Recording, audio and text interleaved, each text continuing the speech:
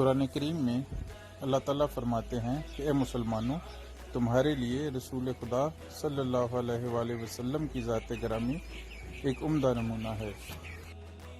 قرآن حکیم میں اللہ تعالیٰ ارشاد فرماتے ہیں، خیال نہ کرنا جو لوگ خدا کی راہ میں شہید ہوئے ہیں وہ مردہ ہیں، بلکہ وہ ہمیشہ زندہ ہیں اور اپنے پروردگار سے رزق حاصل کرتے رہتے ہیں۔ قرآن حکیم میں اللہ تعالیٰ ارشاد فرماتے ہیں کہ اے ایمان والو، تم ایک دوسرے کو برے القاب سے نہ پکارا کرو۔ قرآن حکیم میں اللہ تعالیٰ مومنین کے لیے فرماتے ہیں کہ بے شک اللہ تعالیٰ نے مومنوں سے ان کی جانیں اور ان کے مال جنت کے عوض خرید لیے ہیں۔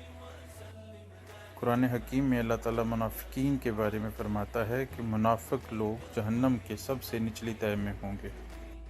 قرآن حکیم میں اللہ تعالیٰ مومنین کے لیے فرماتے ہیں کہ بے شک اللہ تعالیٰ نے مومنوں سے ان کی جانیں اور ان کے مال جنت کے عوض خرید لیے ہیں۔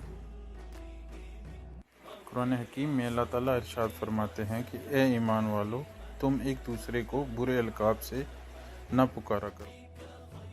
قرآن حکیم میں اللہ تعالیٰ مومنوں کو دعا مانگنے کا طریقہ بتاتے ہیں اور فرمایا کہ اپنے رب سے گڑ گڑا کر چپکے دعا کرتے رہو۔